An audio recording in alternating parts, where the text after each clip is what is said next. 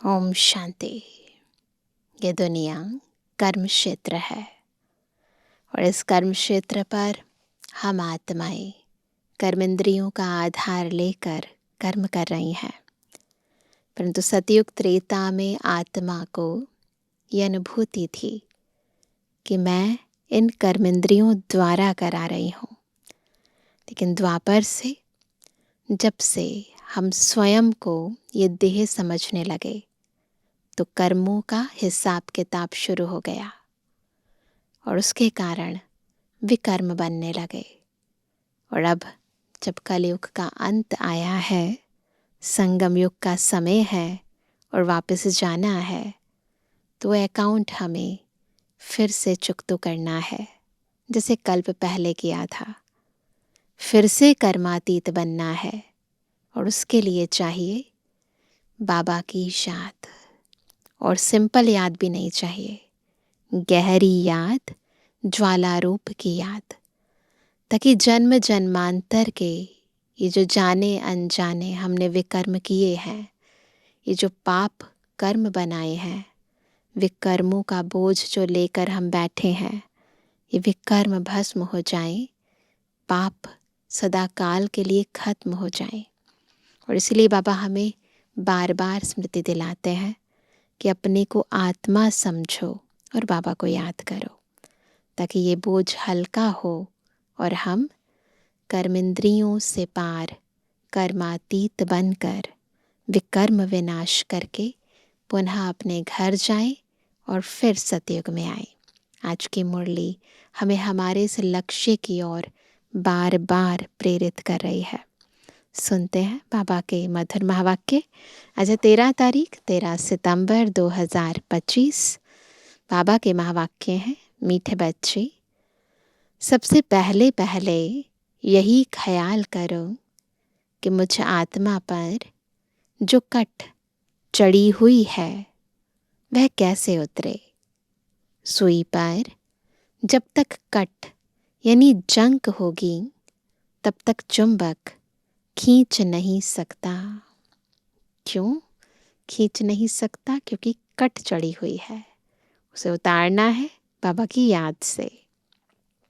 प्रश्न है, पुरुषोत्तम संगम युग पर तुम्हें पुरुषोत्तम बनने के लिए कौन सा पुरुषार्थ करना है? विशेष पुरुषार्थ कौन सा है? उत्तर है कर्मातीत बनने का।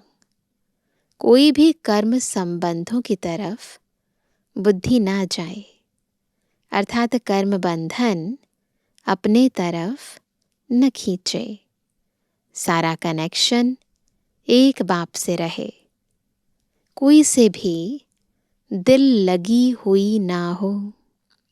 ऐसा पुरुषार्थ करो, झरमुई झगमुई में अपना टाइम वेस्ट मत करो, याद में रहने का अभ्यास करो। तो इम्पॉर्टेंट है न लगाव, ना झुकाव, ना प्रभाव, है ना? तब जाके कर्म बंधनों से मुक्त कर्मातीत स्थिति होगी। गीत है आज का, जाग सजनिया जाग, नवयुग आया।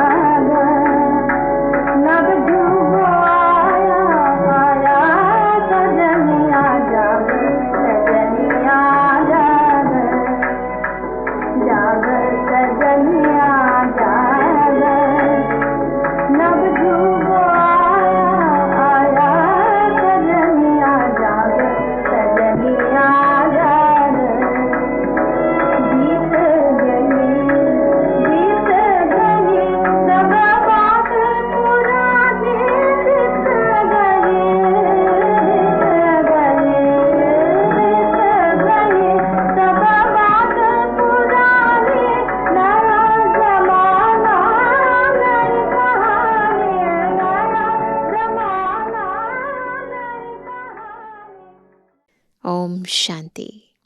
रूहानी बच्चों यानी आत्माओं ने शरीर द्वारा गीत सुना ना, कर्मेंद्रियों से हमने गीत सुना, क्योंकि बाप अभी बच्चों को आत्म अभिमानी बना रहे हैं। तो अभी सब आत्माएं बैठी हैं, अपनी अपनी कर्म इंद्रियों से हम बाबा की मुरली सुन रहे हैं, बाबा को देख रहे हैं, है ना। तो बिल्कुल डिटैच होकर महावाक्य सुनेंगे। तुमको आत्मा का भी ज्ञान मिलता है। दुनिया में एक भी मनुष्य नहीं जिसको आत्मा का सही ज्ञान हो। बात तो करते हैं ना, श्रीमद् भगवद गीता में भी लिखा है, लेकिन यथार्थ ज्ञान किसी को नहीं है। तो फिर परमात्मा का ज्ञान कैसे हो सकता? यह बाप ही बैठ समझाते हैं। समझाना शरीर के साथ ही है। शरीर बगैर तो आत्मा कुछ कर नहीं सकती। आत्मा जानती है हम कहाँ के निवासी हैं, किसके बच्चे हैं। अभी तुम यथार्थ रीति जानते हो। सब एक्टर्स पाठधारी हैं। भिन्न भिन्न धर्म की आत्माएं कब आती हैं, यह भी तुम्हारी बुद्धि में है। बाप डिटेल नहीं समझाते हैं, मुट्टा यानी होलसेल समझाते हैं। होलसेल अर्थात एक सेकंड में ऐसी समझानी देते हैं जो सतयुग आदि से लेकर अंत तक मालूम पड़ जाता है कि कैसे हमारा पाठ नोंधा हुआ है। अभी तुम जानते हो बाप कौन है, उनका इस ड्रामा के अंदर क्या पाठ है। यह भी जानते हैं ऊंच ते ऊंच बाप है, सर्व का सद्गति दाता, दुख हरता सुख करता है। शिव जयंती गाई हुई है, जरूर कहेंगे शिव जयंती सबसे ऊंच है। खास भारत में ही जयंती मनाते हैं। जिस जिसकी राजाई में जिस ऊंच पुरुष की पास्ट की हिस्ट्री अच्छी होती है तो उनकी स्टैंप भी बनाते हैं। ऐसे ही होता है। अब शिव की जयंती भी मनाते हैं। समझाना चाहिए सबसे ऊंच जयंती किसकी हुई, किसकी स्टैंप बनानी चाहिए। कोई साधु संत अथवा सिखों का, मुसलमानों का व अंग्रेज़ों का कोई फिलॉसफर अच्छा होगा तो उनकी स्टैंप बनाते रहते हैं।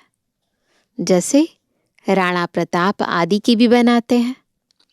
अब वास्तव में स्टैंप होनी चाहिए बाप की, जो सबका सद्गति दाता है। इस समय बाप ना आए तो सद्गति कैसे हो, क्योंकि सब रौरव नर्क में गोता खा रहे हैं। सबसे ऊंच ते ऊंच है शिव बाबा, पतित पावन।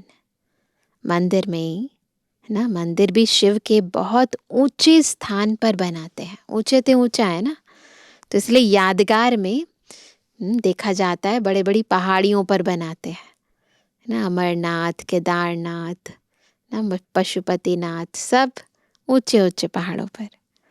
तो बाबा कहते हैं सबसे ऊंच ते ऊंच है शिव बाबा, पतित पावन।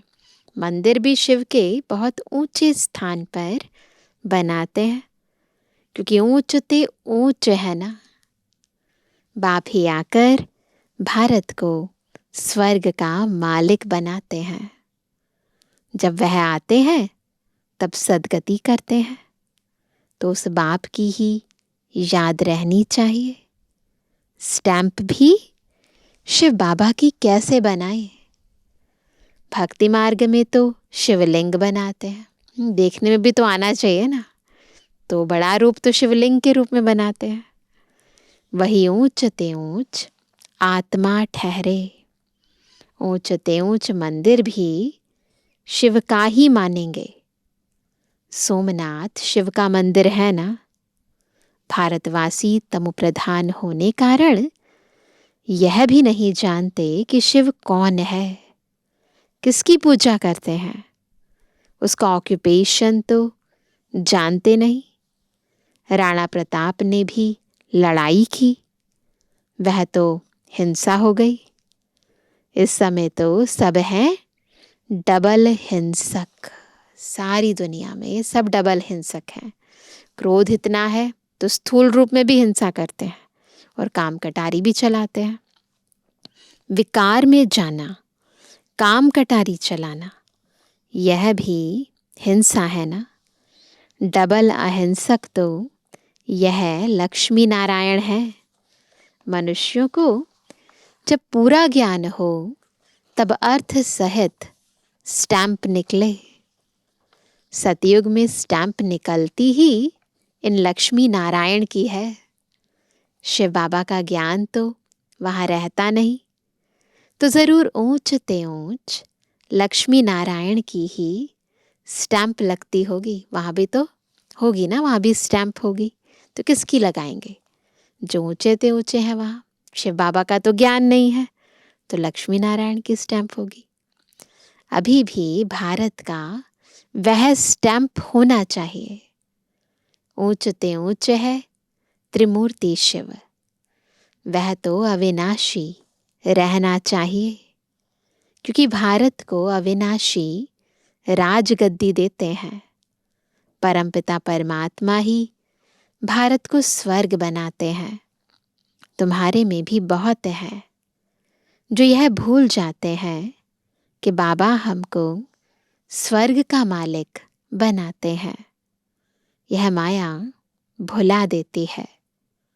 बाप को न जानने के कारण भारतवासी कितनी भूलें करते आए हैं। शिव बाबा क्या करते हैं यह किसको भी पता नहीं है। शिव जयंती का भी अर्थ नहीं समझते। यह नॉलेज सिवाय बाप के और कोई को नहीं है। अभी तुम बच्चों को बाप समझाते हैं, तुम औरों पर भी रहम करो, अपने ऊपर भी आप ही रहम करो। खुद पर भी रहम करना है। टीचर पढ़ाते हैं, यह भी रहम करते हैं ना।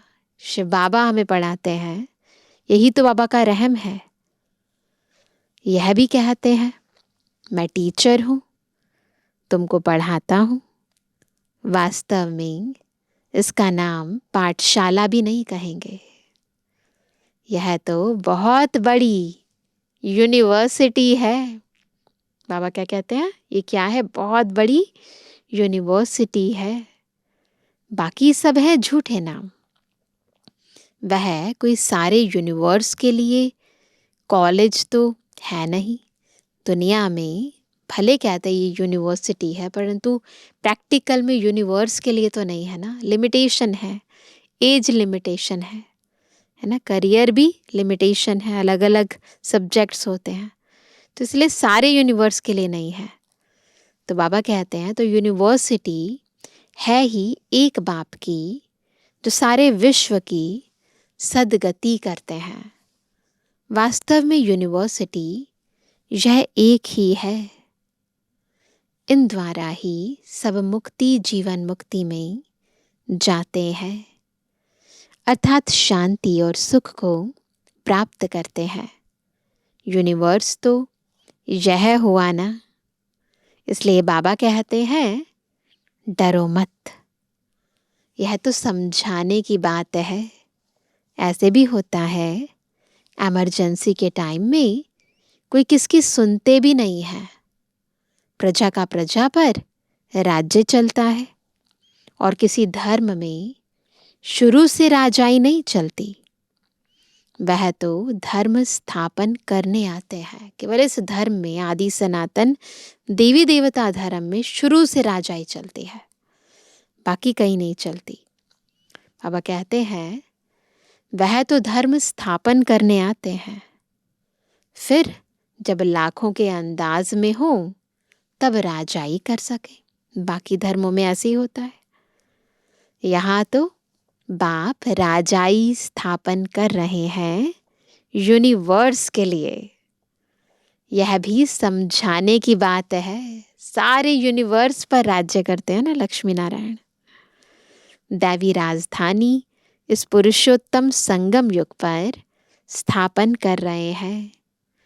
बाबा ने समझाया है, श्री कृष्ण, श्री नारायण, श्री राम आदि के काले चित्र भी तुम हाथ में उठाओ, फिर समझाओ श्री कृष्ण को श्याम सुंदर क्यों कहते हैं।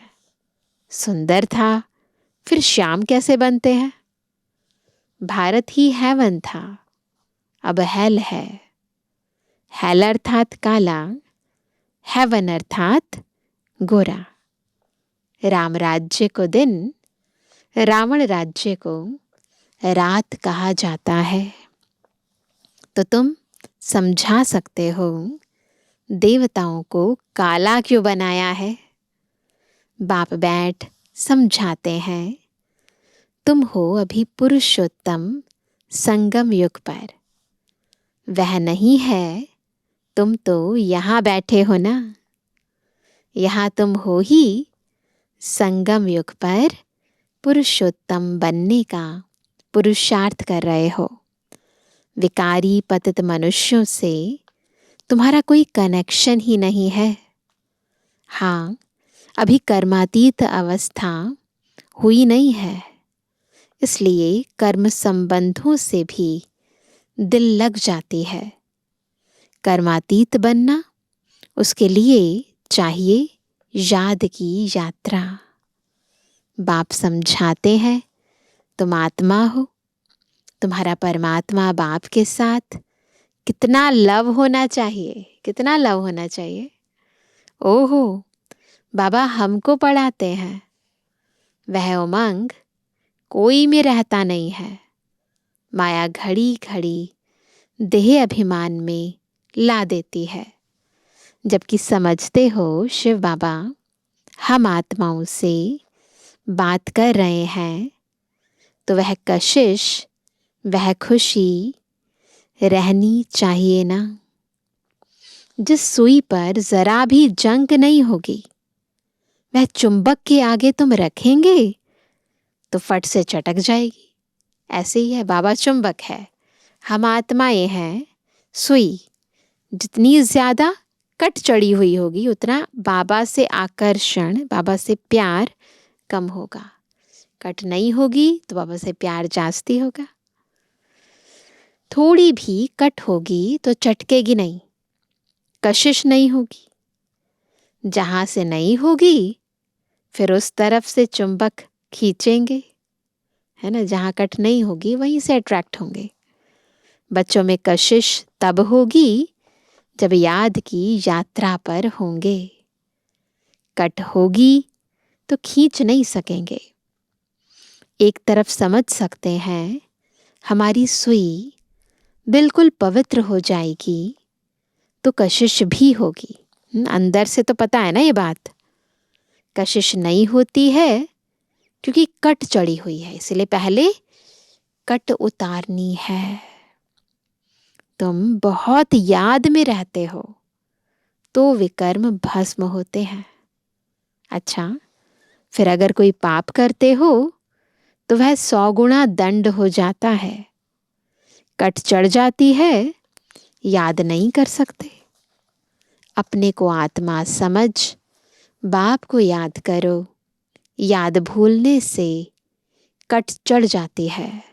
क्यों कट चढ़ती है? जब याद को भूलते हैं तो वह कशिश, लव नहीं रहता। कट उतरी हुई होगी तो लव होगा, खुशी भी रहेगी, चेहरा खुशनुमा रहेगा। तुमको भविष्य में ऐसा बनना है। कैसा बनना है? लक्ष्मी नारायण जैसा। सर्विस नहीं करते तो क्या होता है? तो पुरानी सड़ी हुई बातें करते रहते। सेवा नहीं कर रहे तो क्या करेंगे? झगमुई झरमुई करेंगे। तो बाबा कहते हैं, बाप से बुद्धि योग ही तोड़ा देते हैं। जो कुछ चमक थी वह भी गुम हो जाती है। बाप से जरा भी लव नहीं रहता। लव उनका रहेगा जो अच्छी रीति बाप को याद करते होंगे। बाप को भी उनसे कशिश होगी, यह बच्चा सर्विस भी अच्छी करता है और योग में भी रहता है, तो बाप का प्यार उन पर रहता है, अपने ऊपर ध्यान रखते हैं। हमसे कोई पाप तो नहीं हुआ। अगर याद नहीं करेंगे तो कट कैसे उतरेगी। बाप कहते हैं चाट रखो तो कट उतर जाएगी। तमो प्रधान से सतो प्रधान बनना है तो कट उतरनी चाहिए। उतरती भी है फिर चढ़ती भी है। याद करते हैं उतर जाती है, फिर कोई विकर्म कर देते हैं तो चढ़ जाती है। 100 गुणा दंड पड़ जाता है। बाप को याद नहीं करते हैं तो क्या करते हैं फिर? तो कुछ ना कुछ पाप कर लेते हैं। बाप कहते हैं कट उतरने बगैर तुम मेरे पास आ नहीं सकेंगे, नहीं तो फिर सजा खानी पड़ेगी। मोचरा भी मिलता, पद भी भ्रष्ट हो जाता, बाकी बाप से वर्षा क्या मिला। ऐसा कर्म नहीं करना चाहिए जो और ही कट चढ़ जाए। पहले तो अपनी कट उतारने का ख्याल रखो। ख्याल नहीं करते हैं तो फिर बाप समझेंगे इनकी तकदीर में नहीं है। क्वालिफिकेशन चाहिए, अच्छे कैरेक्टर्स चाहिए। लक्ष्मी नारायण के कैरेक्टर तो गाए हुए हैं। इस समय के मनुष्य उन्हों के आगे अपना कैरेक्टर वर्णन करते हैं, गाते हैं ना, मैं मूरख खल कामी, है ना, मैं सेवक तुम स्वामी, तो अपने कैरेक्टर गाते हैं। तो बाबा कहते हैं शिव बाबा को जानते ही नहीं। सदगति करने वाला तो वही है। सन्यासियों के पास जाते हैं परंतु सर्व का सदगति दाता है ही एक। बाप ही स्वर्ग की स्थापना करते हैं, फिर तो नीचे ही उतरना है। बाप के सिवाय कोई पावन बना ना सके। मनुष्य खड्डे के अंदर जाकर बैठते हैं, अलग अलग तरह से तपस्या करते हैं ना। इससे तो गंगा में जाकर बैठें तो साफ हो जाए, क्योंकि पतित पावनी गंगा कहते हैं ना। मनुष्य शांति चाहते हैं तो वह जब घर जाएंगे तब पाठ पूरा होगा। तो शांति कहाँ मिलेगी? शांति धाम में। हम आत्माओं का घर है ही निर्वाण धाम, वाणी से परे धाम। यहाँ शांति कहाँ से आई, है ना। हमारा निर्वाण धाम है, वहाँ शांति है। इस दुनिया में शांति नहीं आ सकती। यहाँ तो आत्मा शरीर धारण करती है और फिर मूवमेंट शुरू हो जाती है, आवाज़ें शुरू हो जाती हैं। तो बाबा कहते हैं यहाँ शांति कहाँ से आई? तपस्या करते हैं, वह भी कर्म करते हैं ना, करके शांत में बैठ जाएंगे। शिव बाबा को तो जानते ही नहीं। वह सब है भक्ति मार्ग, पुरुषोत्तम संगम युग एक ही है। जबकि बाप आते हैं, आत्मा स्वच्छ बन मुक्ति जीवन मुक्ति में चली जाती है। जो मेहनत करेंगे वह राज्य करेंगे, बाकी जो मेहनत नहीं करेंगे वह सजाएं खाएंगे। शुरू में साक्षात्कार कराया था सजाओं का। शुरू में संदेश आ जाती थी तो दिखाते थे धर्मराजपुरी में कैसे सजाएं मिलती हैं, तो आकर बताती थी। फिर पिछाड़ी में भी साक्षात्कार होगा, देखेंगे हम श्रीमत पर न चले तब यह हाल हुआ है। बच्चों को कल्याणकारी बनना है, बाप और रचना का परिचय देना है, सबका कल्याण करना है। जैसे सुई को मिट्टी के तेल में डालने से कट उतर जाती है, वैसे बाप की याद में रहने से भी कट उतरती है। नहीं तो वह कशिश, वह लव बाप में नहीं रहता है। लव सारा चला जाता है कहाँ? मित्र संबंधियों आदि में। मित्र संबंधियों के पास जाकर रहते हैं। कहाँ वह जंक खाया हुआ संग और कहाँ यह संग। जंक खाई हुई चीज के संग में उनको भी कट चढ़ जाएगी। कट उतारने के लिए ही बाप आते हैं। याद से ही पावन बनेंगे। आधा कल्प से बड़ी जोर से कट चढ़ी हुई है। अब बाप चुंबक कहते हैं, मुझे याद करो। बुद्धि का योग जितना मेरे साथ होगा उतनी कट उतरेगी। नई दुनिया तो बननी है। सतयुग में पहले बहुत छोटा सा झाड़ होता है देवी देवताओं का, बहुत थोड़ी आत्माएं होती है ना। फिर वृद्धि को पाते हैं। यहाँ से ही तुम्हारे पास आकर पुरुषार्थ करते रहते हैं। ऊपर से कोई नहीं आते हैं। जैसे और धर्म वालों के ऊपर से आते हैं, यहाँ तुम्हारी राजधानी तैयार हो रही है। सारा मदार पढ़ाई पर है, बाप की श्रीमत पर चलने पर है। बुद्धि योग बाहर जाता रहता है तो भी कट लग जाती है। यहाँ आते हैं तो सब हिसाब किताब चुकतू कर जीते जी सब कुछ खत्म करके आते हैं। सन्यासी भी सन्यास करते हैं तो भी कितने समय तक सब याद आता रहता है। तो इसलिए बाबा रोज रोज हमें कहते हैं, देह सहित देह के सब धर्मों को भूलो, अपने को आत्मा समझो, फिर मुझे याद करो। तुम बच्चे जानते हो, अभी हमको सत्य का संग मिलता है। हम अपने बाप की ही याद में रहते हैं। मित्र संबंधियों आदि को जानते तो है ना। गृहस्थ व्यवहार में रहते, कर्म करते, बाप को याद करते हैं। पवित्र बनना है, औरों को भी सिखाना है। फिर तकदीर में होगा तो चल पड़ेंगे। ब्राह्मण कुल का ही नहीं होगा तो देवता कुल में कैसे आएगा? बहुत सहज पॉइंट दी जाती है, जो झट किसकी बुद्धि में बैठ जाए। विनाश काले विपरीत बुद्धि वाला चित्र भी क्लियर है।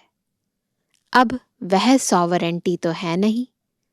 दैवी सॉवरेंटी थी जिसको स्वर्ग कहा जाता था। अभी तो पंचायती राज्य है। समझाने में कोई हर्जा नहीं है, परंतु कट निकली हुई हो तो कोई को तीर लगे। कट निकली नहीं है तो तीर लग नहीं सकता। पवित्र आत्मा में ही, या यूं कहे पवित्र बुद्धि में ही ईश्वरीय ज्ञान ठहर सकता है। पहले कट निकालने की कोशिश करनी चाहिए। अपना कैरेक्टर देखना है। रात दिन हम क्या करते हैं? किचन में भी भोजन बनाते, रोटी पकाते, जितना हो सके याद में रहो। घूमने जाते हो तो भी याद में। बाप सबकी अवस्था को तो जानते हैं ना। झरमुई झगमुई करते हैं तो फिर कट और ही चढ़ जाती है ना। निंदा करी ना किसी की तो पाप चढ़ गया ना। पर चिंतन की कोई बात नहीं सुनो। अच्छा मीठे किसी के लिए जवानी बच्चों पे जुबानी बाप दादा का दिल जान सको प्रेम से नंबरवार प्रसाद अनुसार यादगार और गुणवानी। रूहानी बच्चों की रूहानी बाप दादा को गुड मॉर्निंग, नमस्ते नमस्ते नमस्ते। धारणा के लिए मुख्य सार। पहला, जैसे बाप टीचर रूप में पढ़ाकर सब पर रहम करते हैं, ऐसे अपने पर और औरों पर भी रहम करना है। पढ़ाई और श्रीमत पर पूरा ध्यान देना है, अपने कैरेक्टर सुधारने हैं।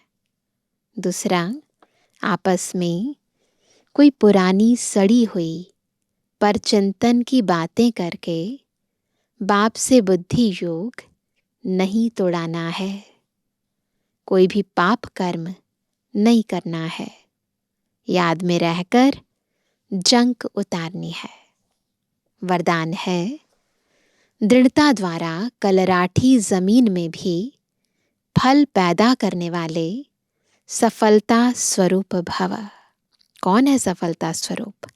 जो अपनी दृढ़ता से कलराठी जमीन में भी फल पैदा कर दे, है ना।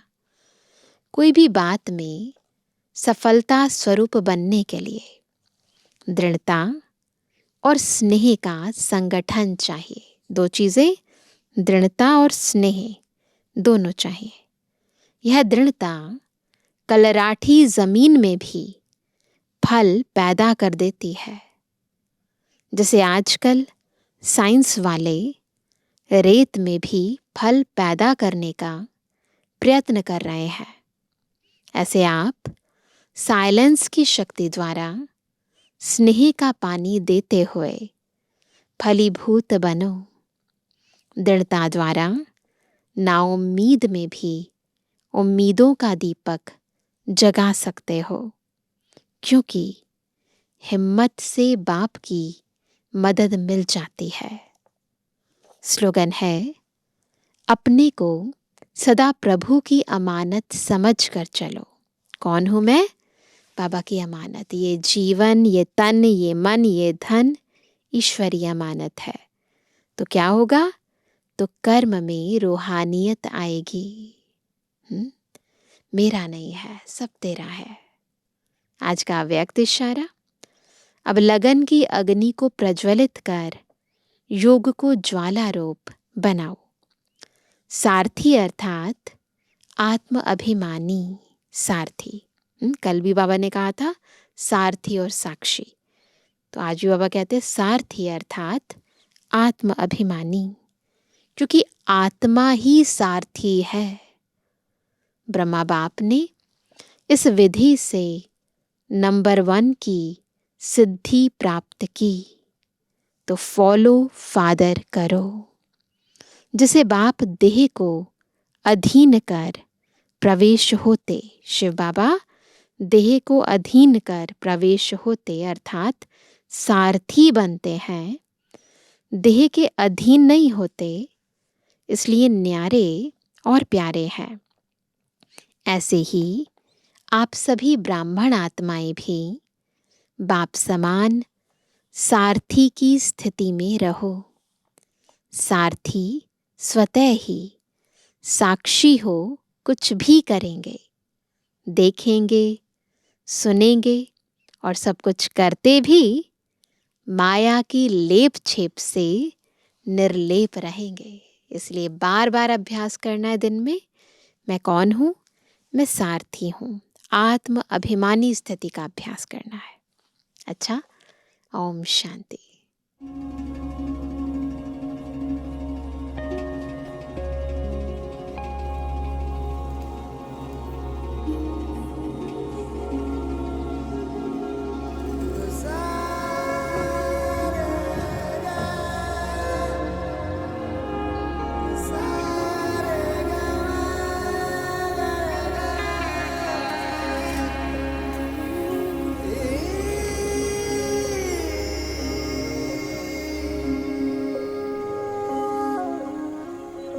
मन यूं मालिक में डूबा,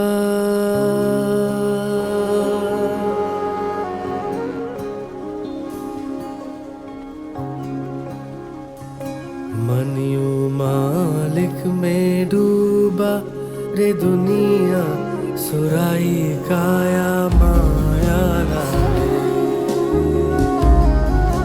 सुराई काया माया लागे।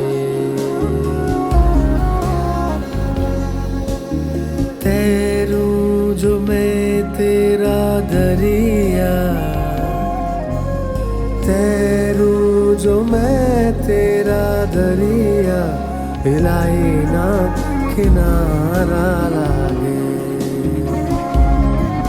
सुराही काया माया लागे।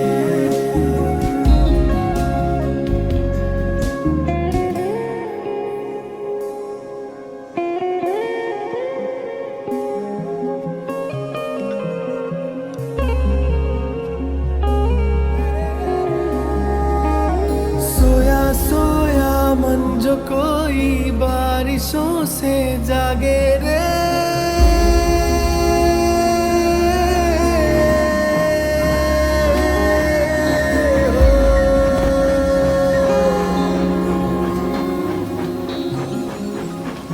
सोया सोया मन जो कोई बारिशों से जागे।